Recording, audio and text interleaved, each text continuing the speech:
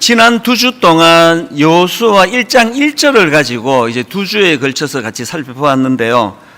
이 여호수아서는 여호와의 종 모세가 죽은 후에 이렇게 굉장히 당황스럽고 또 장래에 대한 두려움과 불안으로 시작하는 말씀이라고 제가 말씀을 드렸는데요.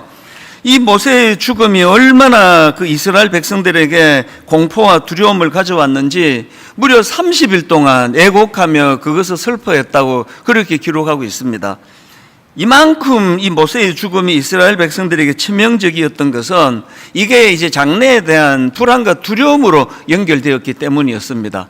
그런데 우리 하나님은 그 모세가 죽은 후에라는 장래에 대한 불안과 두려움의 그 재료를 가지고 오히려 과거와의 단절, 그리고 이것이 오히려 미래를 향해 희망을 여는 그 새로운 시대를 여는 그런 희망의 도구로 사용하셨다. 이게 이제 첫 번째 주에 나누었던 말씀이고요. 그리고 이제 지난주는 왜 이게 가능했느냐 하니까 하나님께서는 오래전부터 이런 비극과 또 모세가 죽은 이후를 절망과 그런 장래에 대한 두려움으로 빠지지 않도록 하나님은 오래전부터 대안을 마련해 주셨는데 그 대안이 바로 사람을 키우는 거였다. 그게 여호수아였고 홍해를 건넌 지 얼마 되지도 않는 때부터 이미 여호수아를 준비시키고 계셨다는 그 말씀을 우리가 나누었는데요. 이런 말씀들을 우리가 같이 공부하면서 예수 믿는 사람 어떤 사람인가 하면은요, 이 큰 그림을 그리며 나가시는 그 하나님을 닮아가는 사람이에요. 그래서 저는 교역자들에게 종종 그런 부탁을 합니다. 우리에게 사용되면 안 되는 단어가 있다. 그게 일희일비 하는 거예요. 한번 설교하고 목사님 말씀 좋네요. 그럼 또 우쭐해지고, 또 한번 뭔 일로 또 좀 지적을 받으면 또 금방 다운이 되고, 그건 그 하나님의 성품을 닮은 사람이 아니에요. 더 큰 그림을 그려나가고 그 큰 그림으로 시야를 넓혀나가는 이런 그리스도인이 되어야 되는데요. 아쉽게도 이게 참 잘 안 됩니다. 왜 이렇게 큰 그림을 그리며 나가는 게 잘 안 되는가 하니까 우리에게 이 영적인 상상력이 부족해서 그렇습니다. 이 유진 피터슨 목사님이 쓴 책 중에서 다윗, 현실에 뿌리 박은 영성, 이런 제목의 책이 있는데요. 저는 이 책에 나오는 한 대목을 지난 한 주 내내 묵상을 했습니다. 화면으로도 좀 띄워달라고 부탁을 해놨는데요. 내용을 한번 보십시오. 악에 의해 우리의 상상력이 지배당하고 우리의 사고방식이 좌우되며 우리의 반응이 결정되는 순간 우리는 선한 것과 참된 것과 아름다운 것을 볼 수 없게 된다. 딱 이게 오늘 우리 시대 얘기 아닙니까? 오늘 지금 이 시대가 무슨 드라마니 영화니 다큐멘터리니 이런 것들을 보면 너무 자극적이에요. 우리 젊은이들이 지금 이 짠 음식에 지금 중독이 돼가지고 그것도 보통 문제가 아닙니다. 그냥 이러면서 이제 그거를 먹거든요. 우리 집 애들을 보니까. 저는 한 젓가락만 줄래? 그러고 먹고 더 먹으라고 해도 못 먹습니다. 너무 자극적인데 노출이 돼 있고요. 또 그런가 하면은 무슨 영화, 이게 옛날로 치면 이게 상영 금지가 됐을 것 같아요. 게다가 이게 넷플릭스 같은 이런 이제 통제가 좀 덜한 미국에서 온 것들을 보면은 이게 너무 자극적이에요. 그래서 지금 여기서 유진 피터슨 목사님이 책에서 말하는 그 우리의 상상력이 지배를 당하는 거예요. 지금 책을 안 읽는 이 시대도 이 보통 문제가 아닙니다. 옛날에 지하철 타면요, 다 책을 다 읽었잖아요. 하다못해 책 안 갖고 온 사람은 무슨 신문이라도 사서 읽었는데 지금은 보면 전부 다 영상이에요. 저는 이제 목회하니까 사람에 관심이 많아서 쓱 다니면서 뭐 보는지를 봐요. 이렇게 쓱 이렇게 보면은 카톡도 많이 하고 드라마 많이 보고 스포츠 중계 많이 보고, 그거 조금 좀 줄이더라도 이거라도 좀 좋은 강의들이 사실 유튜브에 많거든요. 그런 좋은 강의를 좀 듣고 그 책을 읽어야 이 상상력이 키워져요. 우리 어릴 때 참 가난했지만 그런 동화책 같은 것도 저는 가난하니까 이제 과워로 그 중고 그 서점에 가가지고 이제 달진한 잡지를 이만큼 이제 사다 놓고 그거를 아껴서 읽고 했던 그런 기억이 다 상상력을 키우는 거거든요. 오늘 이 시대는요, 이 유진 피터슨이 쓴 책에서 말한 너무 지금 이런 정확한 표현입니다. 악에 의해 우리의 상상력이 지배당하고 우리의 사고방식이 좌우되며 우리의 반응이 결정되는 순간, 이게 왜 위험하냐? 우리는 선한 것과 참된 것과 아름다운 것을 볼 수 없게 되기 때문이에요. 지금 이 악에 의해 우리의 상상력이 지배당하는 게 왜 두려운가 하면은, 이게 굉장히 우리 내면으로는 자꾸 부정적인 생각을 쌓고요, 이 악한 상상력이 자꾸 들어오니까요. 이 모세가 죽었어요. 그러니까 지금 백성들이 하나님의 선한 상상력으로 이제 과거가 이제 단절이 되고 우리는 앞을 향해 나아간다, 우리 미래는 이렇다, 이 상상을 하지 못하고 이제 절망적인 상상, 이제 우리는 죽었다, 우리 끝났다, 이게 이제 본문에 나오는 그 상황 아닙니까?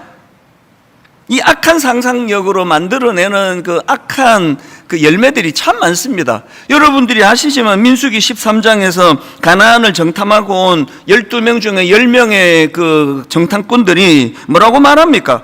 거기에 막 엄청나고 무기가 대단하고 막 거인이고, 그래서 우리는 스스로 보기에 메뚜기 같더라. 이게 상상력 아닙니까?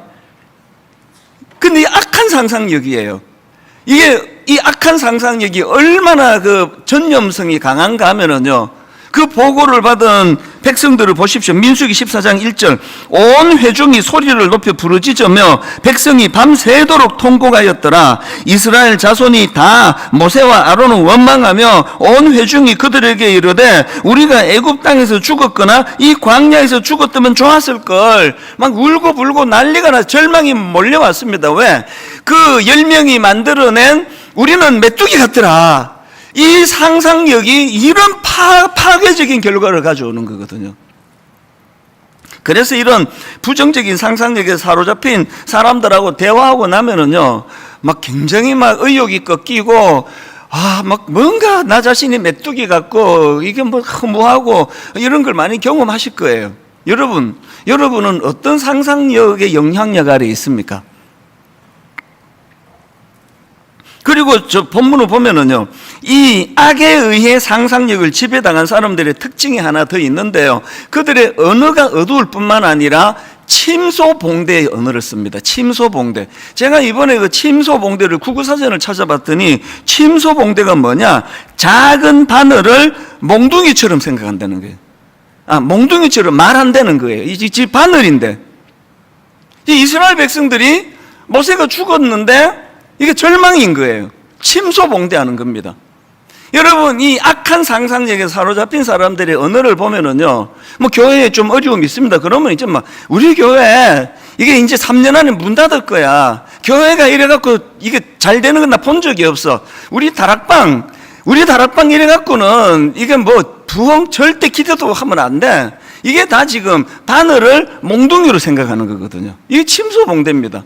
이게 지금 그 우리의 상상력이 잘못된 영향력 아래 사로잡혀 있기 때문이거든요.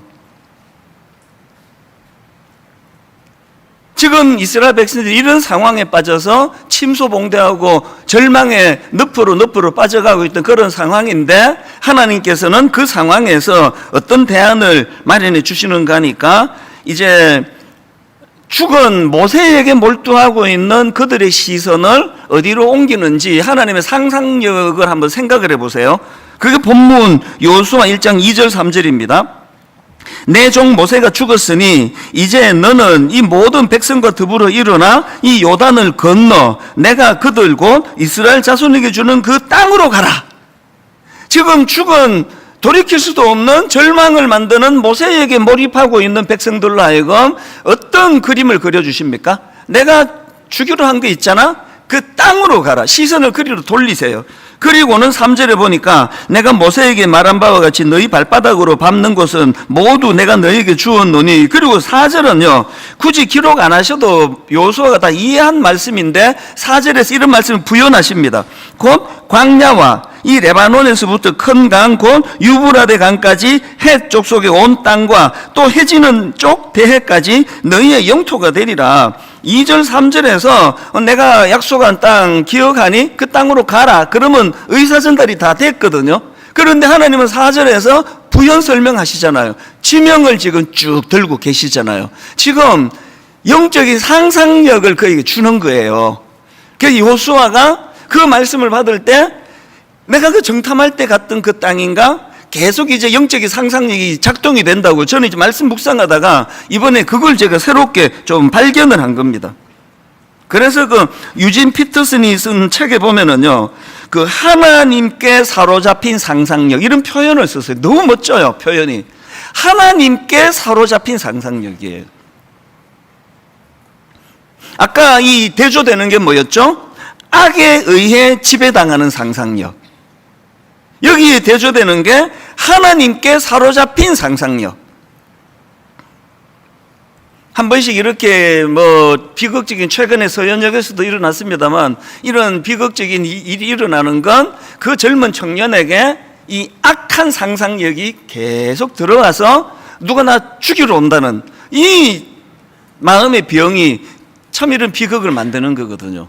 오늘 이 유튜브 인터넷 말로 다 할 수 없는 악한 상상력을 우리 젊은이들에게 유발시키는 이런 것들이 이게 보통 문제가 아니거든요. 그래서 저는 분당 우리 교회가 하나님께 사로잡힌 상상력을 많이 만들고 퍼뜨리는 교회가 되기를 바랍니다. 그 대표적인 게 제가 여러 차례 따라하라 그러고 부탁을 여러분에게 막 하던 구절이 시편 18편 29절입니다. 내가 주를 의뢰하고 적군을 향해 달리며 내 하나님을 의지하고 담을 뛰어넘나이다. 이게 전부 그림이잖아요. 여러분 이런 말씀을 읽으면서 어떤 상상이 되세요? 지금 막 적군을 향해 달리고 막 담을 뛰어넘는 그 말씀을 읽으면서 여러분은 누가 떠오르세요? 그 말 위에 지금 누가 타 있습니까? 당연히 이걸 쓴 다윗이 지금 떠오르겠지만 그러려고 이걸 기록한 게 아니잖아요. 여러분이 이런 말씀을 가지고 가슴이 뜨거워져야 돼요. 왜?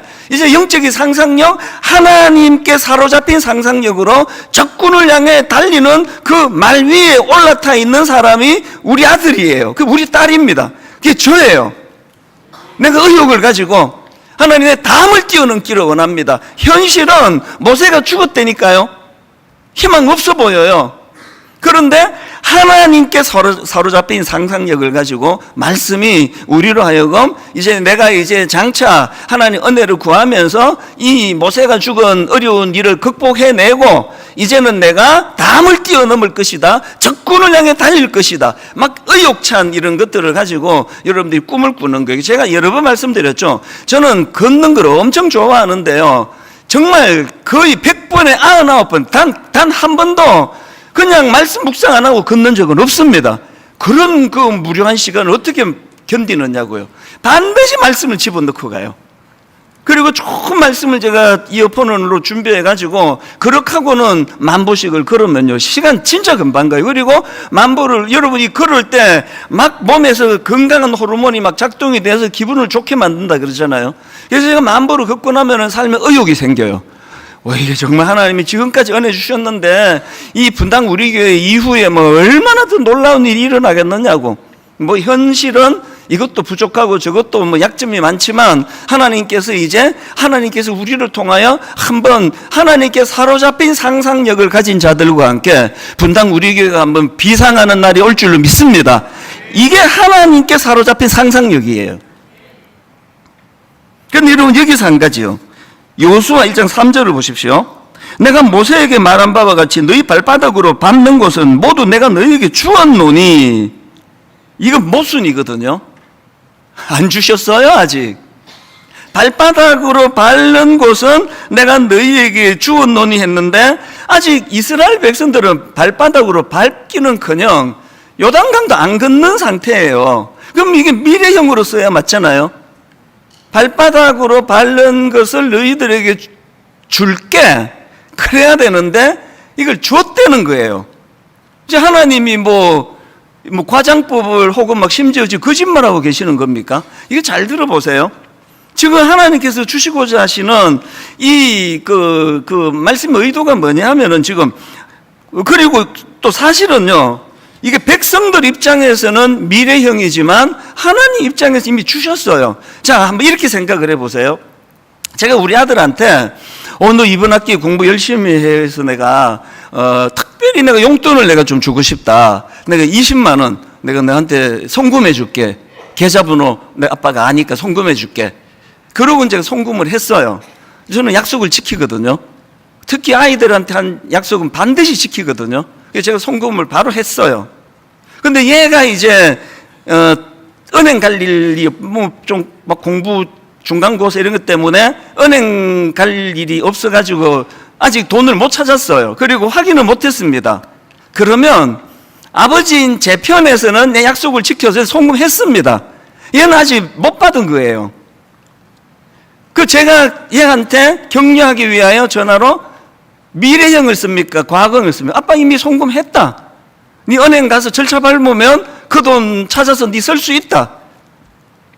영적인 상상력은 뭔가 하면은요, 이제 이 애가 이제 막 돈이 다 떨어져 버렸는데 이제 현금이 없어요. 그래서 이제 점심을 굶었어, 얘가. 막 온 지 친구들 다 밥 먹는데 얘는 가서 물 한잔하고 아이고 배고파라. 그럴 때 얘가 피곤합니까?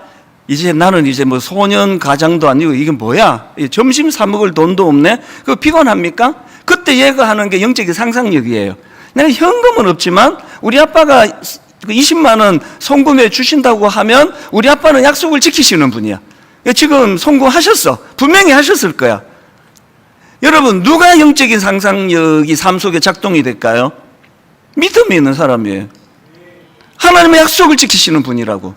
하나님은 아브라함 때부터 이 땅을 주시겠다고 약속하셨기 때문에 하나님은 약속을 지키시는 분이라는 것을 믿음이 작동되는 그 사람에게 나타나는 게 영적인 상상력이에요. 그래서 안달복달하지 않아요. 히브리서 11장 1절, 믿음은 바라는 것들의 실상이요 보지 못하는 것들의 증거니. 믿음은 현찰로 거래하는 게 아니에요. 아직 내 손에 우리 아빠가 약속한 20만 원 안 쥐어 있지만 믿음은 바라는 것들의 실상이에요. 보지 못하는 것들의 증거예요. 왜? 난 우리 아빠를 믿으니까. 똑같이 난 우리 하나님을 믿으니까.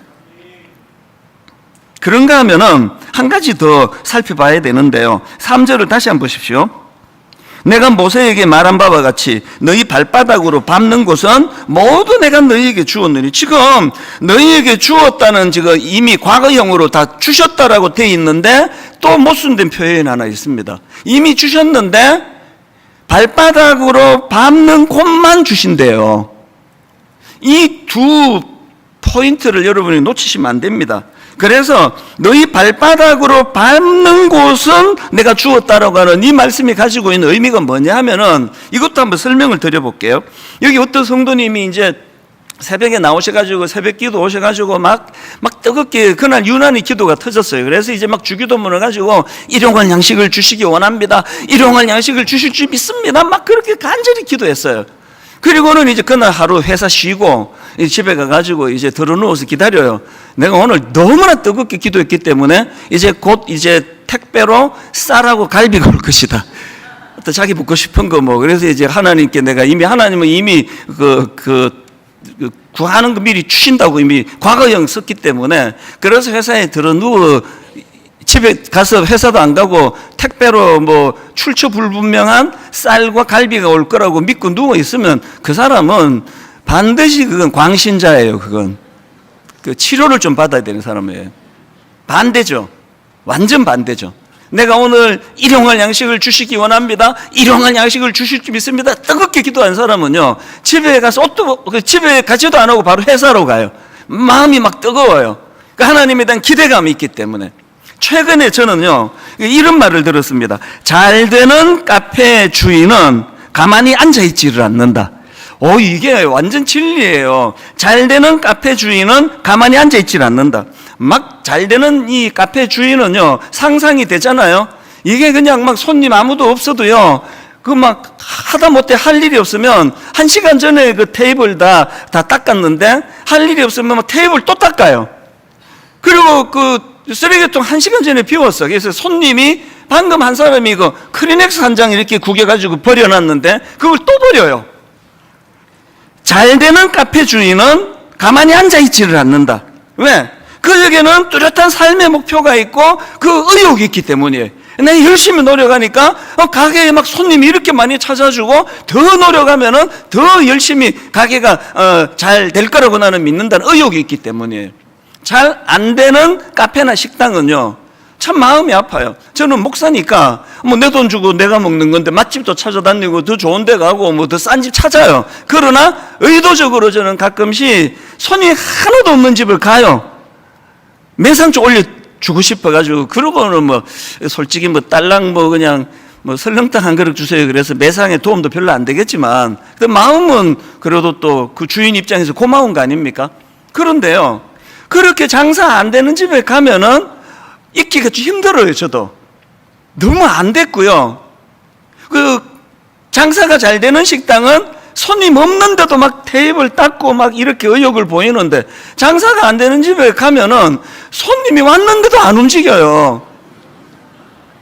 어떨 때는 인사도 안 해요. 제가 해요. 저 왔습니다. 그게 화가 안 나고요, 안 된 거예요. 의욕이 꺾인 거예요. 이게 뭐 손님 그 남자 하나 딸랑 들어와가지고 뭐 설렁탕 한 그릇 시킨다고 뭐 내 삶에 뭐가 달라지겠냐고. 의욕이 꺾여 있는 거예요. 오늘 여러분, 하나님께서 시제를 과거형을 써서 그 땅을 이미 주었다. 그리고 하나 더 조건이 네가 밟는 땅을 내가 이미 주었다. 이게 뭘 말하는 거예요? 그 말씀이 우리가 믿음 그대로 받아들인다면 의욕이 안 생기겠습니까? 여러분, 의욕이 안 생기겠냐고요? 내가 노력하는 만큼, 꿈꾸는 만큼, 밟는 만큼 하나님이 이미 주셨다 그러니까. 믿음은요, 막 기도하고 그 광신자처럼 나 기도했으니까 이제 쌀하고 갈비 택배로 올 거야. 그게 믿음이 아니에요. 저는요, 여러분 예수 잘 믿기를 바랍니다. 그래서 여러분의 삶에 의욕이 회복되기를 바라요. 장사 잘 안 되는데도 불구하고 막 그냥 막 또 닦고, 누구 한 사람 오면은 막 꽉 차게 손님이 온 것처럼 너무너무 반갑게 맞아주고 막 갔는데 막 저를 대대적으로 막 나 한 사람에게 극진히 잘해주면요, 그 다음 날도 가고 또 그 다음 날도 자꾸 갈 것 같아요. 이렇게 귀빈 대접을 해주는 식당을 어떻게 마다하겠냐고요. 저는 여러분이 이제 돌이킬 수 없는 그 이미 죽어버린 그 모세를 쳐다보면서 우울하고 비관하고 악한 상상력에 사로잡힌 인생이 아니라 하나님이 말씀하신 약속의 땅, 그 땅을 향해 시선을 돌리게 되시기 바랍니다. 그리고 의욕을 가지고, 꿈을 가지고, 그렇게 건강한 상상력을 가지고 내가 말을 달리고 내가 담을 뛰어넘나이다, 이런 꿈을 꾸기를 바랍니다. 그렇게 하나님께서는 우리에게 새로운 꿈을, 목표를 향해 나아가도록 도와주시는데요, 그렇게 움직이면 문제가 생겨요. 내 안에 회복해야 될 두 가지 문제가 있습니다. 항상 싸워야 될 대상은 가나안 원주민이 아니라 나 자신이에요. 내 안에 싸워야 될 두 가지 문제가 있는데요, 내가 움직이려고 하면 바로 작동되는 악한 두 가지가 있어요. 그 중에 하나가 바로 두려움입니다. 두려움. 지금 요수아 1장에서 강하고 담대하라라는 명령 또 권면이 무려 4번 나와요. 4번. 3번은요 하나님이 요수아에게 하신 말씀이고, 한 번은 백성들이 요수아에게 합니다. 권면을. 자, 한번 보십시오. 6절입니다. 강하고 담대하라. 너는 내가 그들의 조상에게 맹세하여 그들에게 주리라 한 땅을 이 백성에게 차지하게 하리라. 바로 그 다음 7절에서 반복하십니다. 오직 강하고 극히 담대하여. 그리고 한 절 건너 9절입니다. 내가 너에게 명령한 것이 아니냐. 강하고 담대하라. 두려워하지 말며 놀라지 마라. 명령의 강도가 점점 세지죠. 왜? 한번 권면해서 치유될 사안이 아니에요. 내 안에 있는 두려움은 이미 박혀 있기 때문이에요. 그리고 이제 백성들도 이렇게 권합니다. 18절.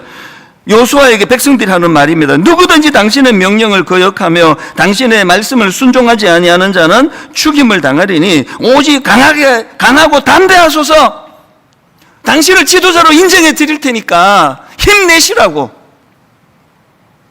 간혹 제가 이제 걷다가 보면 우리 교회 성도들을 만나요. 이게 타교회 성도인지 우리 교회 성도인지 금방 알아요. 타교회 성도들은 조신하게 인사하고 가요. 근데 우리 교회 성도님을 만나면 어떤 분은요, 갑자기 그 사람들 걸어가는 데서 목사님 화이팅! 뭐 이러는 분이 계세요. 그 엄청 민망해요. 그분이 보시기에 뭔지 모르지 우리 목사님이 지금 뭔가 지금 위축되어 있는 것 같고, 누가 우리 목사님을 뭐 괴롭히고 있나? 이런 생각을 하시는 거죠. 그거 아닌데. 그래서 화이팅! 목사님 우리가 뒤에서 기도하고 있습니다. 이게 지금 백성들이 여호수아에게 하고 있는 메시지 뭘 뜻합니까? 여호수아가 지금 두려워하고 있다는 거 아닙니까? 말씀 하나로도 치유가 안 될 만큼. 잘 들어보세요. 여호수아는요, 오랫동안 지도자 수업을 받으면 하나님이 그를 준비시킨 사람이에요. 뭘 우리가 배우죠? 믿음 있다고 두려움이 없어지지 않아요. 믿음이 우리 두려움을 몰아내지 않습니다. 그럼 뭐하러 믿습니까? 하나님의 대안은요, 그게 아니에요. 믿음 있으면 두려움 하나도 안 생기고, 그건 그 사람을 희로애락이 하나도 없는 괴물을 만드는 거예요. 믿음 있으면 더 두려워져요. 대안이 뭐냐? 하나님의 대안은 딴 데 있습니다. 5절을 보십시오. 두려워하는 여호수아에게 하나님의 대안이 이겁니다. 내 평생에 너를 능히 대적할 자가 없으리니 내가 모세와 함께 있던 것 같이 너와 함께 있을 것입니다. 내가 너를 떠나지 아니하면 버리지 아니하겠다. 9절의 대안을 보세요. 내가 너에게 명령한 것이 아니냐. 강하고 담대하라. 두려워하지 말며 놀라지 말라. 그 다음에 하나님의 대안입니다. 너가 어디로 가든지 너의 하나님 여호와가 너와 함께 하시느니라.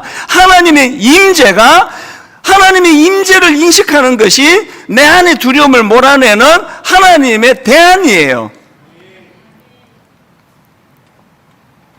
저희 집에 강아지를 키우잖아요. 거의 한 10년 가까이 됐는데요. 이 강아지를 처음에 집으로 데려왔을 때 난지 얼마 안 되는 너무나 예쁜 강아지를 우리 성도님이 이제 선물로 보내주셨어요. 그것도 강제로. 그냥 놓고 가셨어요, 그냥. 우리 목사님이 강아지를 좋아하는데 그 두 여자 때문에 못 키운다고 설교를 제가 했더니 그 한 여자는 우리 어머니, 한 여자는 내 아내. 그래서 이 두 여인 때문에 난 강아지를 못 키운다 했더니 이분이 그냥 강아지를 놓고 가셨어요. 나는 업둥이나 인간은 봤는데 난 강아지 업둥이 처음 봤습니다. 그래서 얘를 집에 데리고 와서 얼떨결에 한 며칠이 지났을까요? 아주 작아요, 강아지가. 그런데 얘가 이제 침대 위에 올라와가지고 자꾸 이제 거기서 그래서 그 강아지를 이제 바닥에 내려놓으려고 이제 내가 이제 손을 안으려고 하는데 확 물어버렸어요.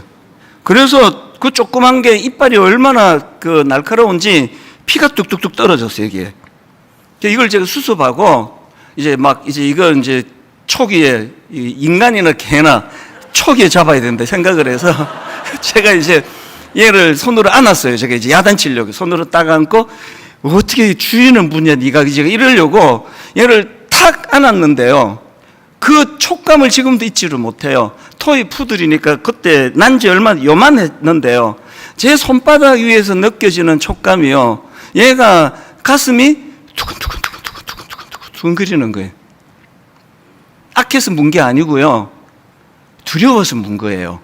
그 주인이 아래 땅으로 내려놓으려고 했는데 자기를 공격하는 줄 알고 문 거예요. 그 순간 잊지 못해요. 성도들이 이제 뒷담화하고 이찬수 목사가 저게 인간, 그런 사람은 없지만, 이찬수 목사가 저게 목회 왜 저 따위로 해? 이런 분이 만약에 계시다면, 그건 원래 뒷담화는 또 본인 귀는 안 들어오니까, 그건요, 그분이 두려워서 그런 거예요. 옛날 교회에서 받은 상처가 있는데 이 교회에서 또 상처받을까봐.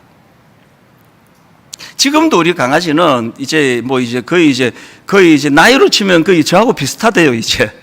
이게 수명을 재면은 거의 이제 60대 초반쯤 됐다 그러더라고요. 근데 얘는요, 손님이 오면 지금도 미친 듯이 짖어요. 막 짖고 또 뒤꿈치를 물라 그러고 그래요. 얘 생각에 이제 이 집에 어떤 악한이 이제 침입했다 생각하나 봐요.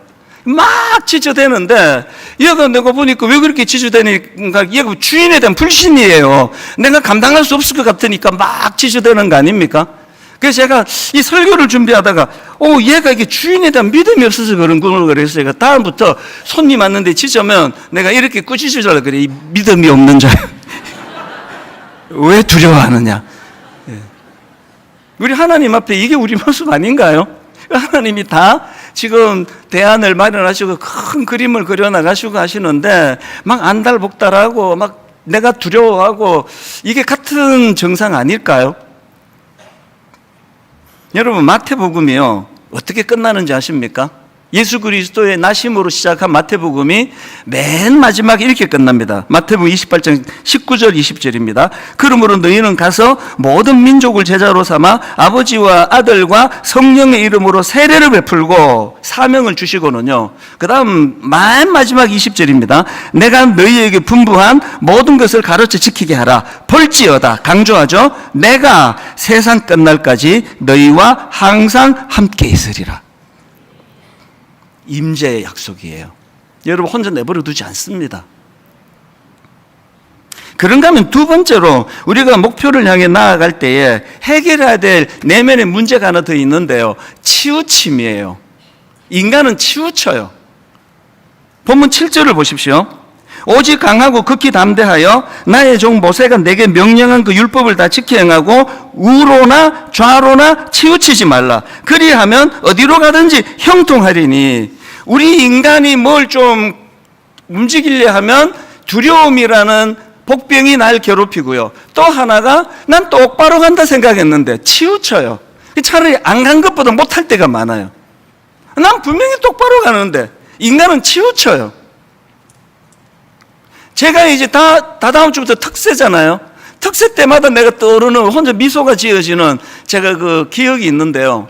이제 특세가 막 너무 은혜를 보통 저에게 먼저 주시기 때문에 특세 때는 거의 막 목 다 잠기고요. 막 소리 지르고 막 찬양하고 초창기인데 더 했습니다. 그렇게 하고 맨 마지막에 이제 합심으로 기도하자고 기도시켜 놓고 저도 이제 강단에서 이렇게 기도를 하거든요. 막 주님 앞에 기도하고 이제 얼마나 했는지 모르겠습니다. 기도가 끝나고 이제 성경책하고 내려가려고 보면은요, 진짜 웃겨요. 저는 지금 여기를 보고 성도님 여기 앞에 계시니까 여기를 보고 기도했다고 생각하는데 이제 눈을 떠보면 제가 이렇게 있습니다. 막 열정적으로 이렇게 기도하다 보니까 이제 움직이는데 계속 움직이는데 나도 모르게 이렇게 가고 있었던 거예요. 이거 좀 그렇게 한 적이 없거든요. 이건 다 눈치를 채셨지만 저는 왼손잡이잖아요. 그래서 제가 이제 그 성도님이 이렇게 고루고루 봐야 되는데요. 또 이제 강조하면 이제 왼손을 제가 강조하다 보니까 거의 제 시선은 이 기준으로 이쪽 편에 오른편에 있는 분밖에 안 봐요. 거의 그래요. 그래서 좋은 분은 다 여기 앉으세요. 안 들켜요. 거의 이쪽을 잘 안 봐요. 의식을 많이 해도 잘 안 됩니다. 저는 이제 예배 드리러 오신 분들 고루고루 봐야 된다는 건 아는데 내버려두면 치우쳐요. 힘이 실리는 쪽에 치우쳐요. 이게 인간입니다. 그래서 여러분 이념의 문제는 말할 것도 없고요. 여러분은 이게 지금 똑바로 가고 있다고 생각하지만 믿으시면 안 돼요. 치우쳐요. 그러면 이제 이게 인간의 모습이란 말이죠. 그럼 어떻게 해야 되느냐? 이것도 하나님이 본문에서 그래서 치우치는 인간이기에 대안을 주세요. 그리고는 본문 8절입니다. 이 율법책을 내 입에서 떠나지 말게 하며 주야로 그것을 묵상하여 그 안에 기록된 대로 다 지켜 행하라. 치우치는 인간이기 때문에 네 감각을 의지하지 말고 말씀을 의지하라는 거예요. 이 말씀으로 너를 돌아보고 점검하고 교정하라는 거예요. 교회는요, 치우친 분들이 좀 많으세요. 중직자라고 예외가 아니에요. 그래서 분당 우리 교회 담임 목사가 좀 바쁜 게요. 우리 교회 성도만, 이쪽 자꾸 봐야지. 우리 교회 성도만 제가 목회하는 게 아니고요. 이제 그 젊은 목사님들이 좀 찾아오는 일이 많고 장로님도 한 번씩 찾아오세요. 들어보면 억장이 무너지는 이야기를 해요. 최근에도요. 미국에서 목회하는 목사님이 이제 막 이게 특별 휴가를 내서 한국에 오는데 막 한 번만 목사님 만나달라고 여건이 잘 안 돼갖고 막 조절하고 했는데 그래서 어떻게 안 만납니까? 만났더니 1시간을 그 교회에서 본인이 겪고 있는 아픔을 막 토로를 하는데 너무 힘들었습니다. 어떨 때 교회에서 쫓겨나신 목사님이 오셔갖고 너무너무 그 상한 마음을 토해내세요. 그러다 보니까 사실은 저도 좀 그런 두려움이 있습니다. 분당 우리 교회는 너무 건강하게 지금 가고 있지만 언제 인간이 치우쳐 돌변할지 모르는 게 교회이기 때문에 저는 항상 긴장해 있습니다. 어제예요. 이 두려움이 제게 어떻게 찾아왔는가 하니까 여러분 어릴 때 이솝 우화 아시죠? 아들하고 아버지가 이제 당나귀를 시장에 팔려고 그래서 이제 아들이 처음에 타고 갔어요. 그랬더니 동네 사람들이 막 온갖 욕을 다 합니다. 아들이 타고 간다고 이 불효막심한 놈, 어찌 저런 불효막심한 놈 어딨냐고 그래가지고 할 수 없이 아들이 내리고 아버지가 탔어요. 그랬더니 또 욕을 해요. 뭐라고 욕합니까? 저게 애비야 저게? 어린애를 걸리고 지가 타고 가네? 할 수 없이 그래가지고 어떡합니까? 그래서 이제 할 수 없이 둘 다 안 타고 그냥 당나귀를 걸려서 갔는데 또 욕을 해요.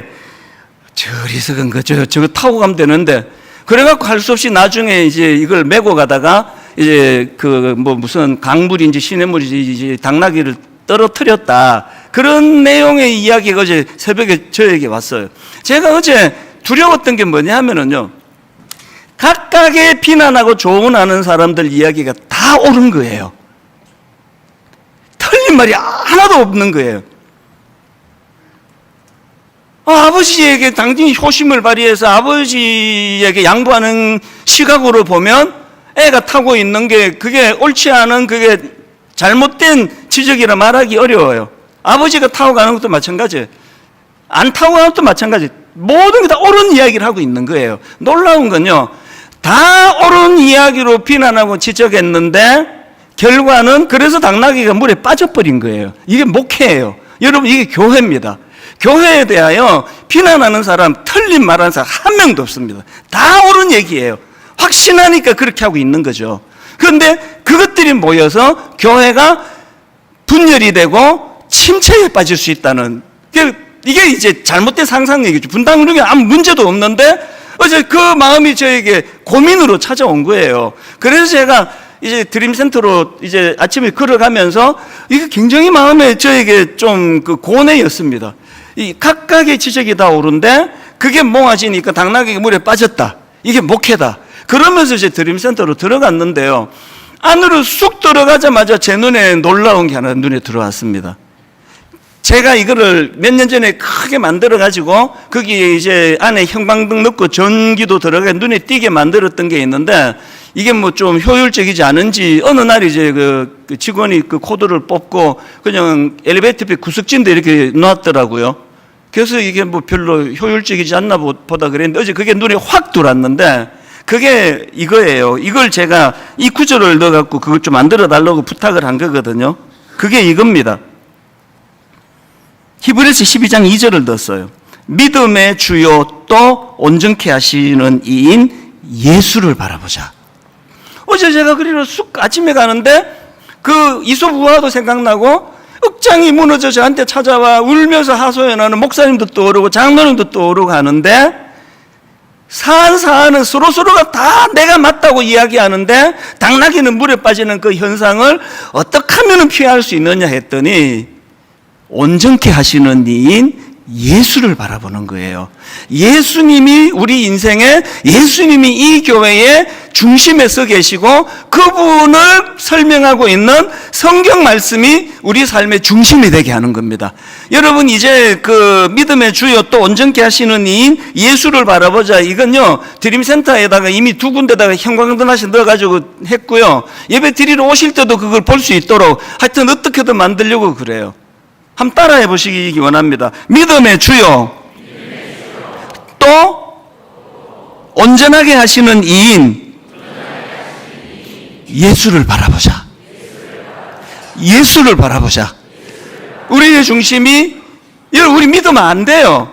치우치는 게 인간이에요. 나 지금 분명히 지금 앞을 보고 막 그렇게 뜨겁게 기도했다 생각했는데 눈 떠 보니까 이렇게 하고 있는 게 그게 인간의 감각이에요. 난 믿으면 안 돼요. 성경을 내 삶의 중심에다 두고 성경은 예수님을 소개하는 책이잖아요. 오늘 말씀을 마무리하면서 우리 이 찬양 아무것도 두려워하지 마라.